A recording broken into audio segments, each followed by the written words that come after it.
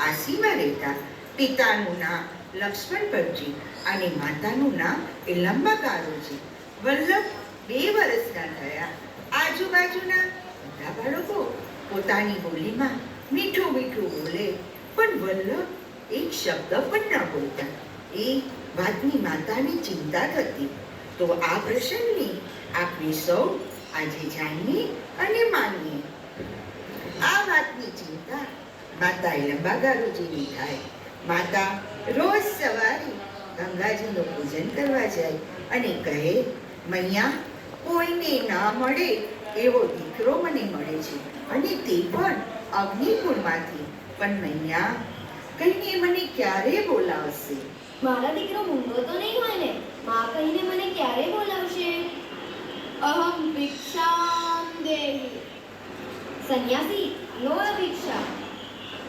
મારે અપેક્ષા નથી જોઈતી. તો સંન્યાસી, આપણે હું શું આપું? આ તો બ્રાહ્મણનું ઘર છે. અરે મૈયા, તારી કુખે જે બાળક થયો છે, હું તો તેના દર્શન કરવા આવ્યો છું. મૈયા, મને ભિક્ષા નથી જોઈતી. સંન્યાસીજી, ઘરમાં પધારો. મારા વલ્લભને આશીર્વાદ આપો. 2 વર્ષનો થયો પણ હજી બોલતો નથી. મૈયા, આપ તો ભાગ્યશાળી છો. ભગવાનના ચરણમાં જે ચિહ્નો છે તે જ ચિહ્નો તારા બાળકના ચરણમાં પણ છે. હા, એકદમ સાચું કહ્યું સંન્યાસી. પણ સંન્યાસી 2 વર્ષનો થઈ ગયો, હજુ એ બોલતો નથી. તમારો દીકરો તો જગતને બોલતો કરનારો છે. એના બોલવાની ચિંતા આપ શા માટે કરો છો? પ્રભુ, કોળિયમ વેશમ. હે પ્રભુ, આ કયો વેશ છે? સર્વેશ્વર સર્વાત્મા નિજેષ્ઠા કરીષ્યતિ. અરે સંન્યાસી, આપે કઈ કહ્યું? અરે મૈયા, તારા દીકરાએ જ જવાબ આપ્યો છે. ખરેખર મારો વલ્લભ બોલ્યો, પણ મને અમ્મા કહીને ક્યારે બોલાવશે? અમ્મા, ઓ અમ્મા. અરે સંન્યાસી ક્યાં ગયા? અરે એ સંન્યાસી નહોતા, એ તો જાતે કાશી વિશ્વનાથ મહાદેવજી હતા. આપના વલ્લભના દર્શન માટે આવ્યા હતા. હે ભગવાન, હું આપને ઓળખી ના શકી. આવા છે આપના શ્રી વલ્લભ પ્રભુ, પુત્રના લક્ષણ કાળના. તો ચાલો આપણે વલ્લભના બીજા પ્રસંગને નિહાળીશું. કાશીમાં લક્ષ્મણભટ્ટજીના પડોશમાં એક ધાડી કુટુંબ રહી.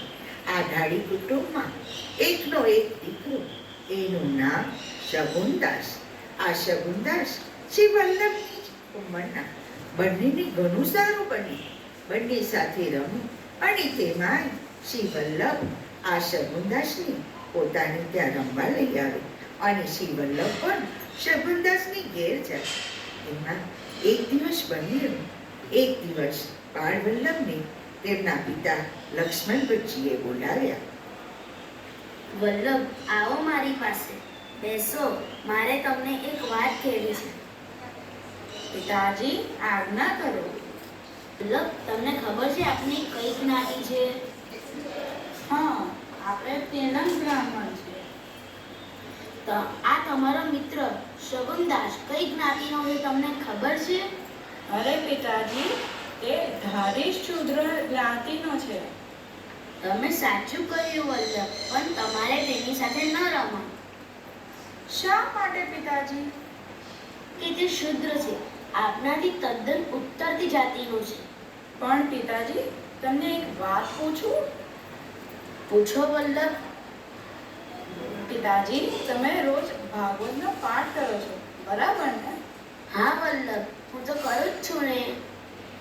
પિતાજી, ભાગવતમાં એવા શ્લોકો છે કે જેમાં એમ કહ્યું છે કે ભગવાનની ભક્તિ કરવાનો અધિકાર મનુષ્ય માત્રને એક સરખો છે ને?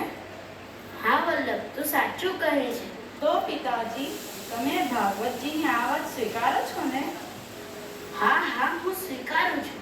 પિતાજી, તમે મને શગુનદાસ સાથે રમવાની કેમ ના પાડો છો?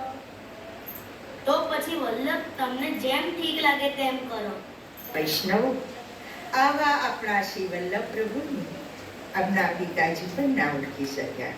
તો આવા આપણા બાળ વલ્લભ પહેલેથી સમજદાર અને ચતુર હતા.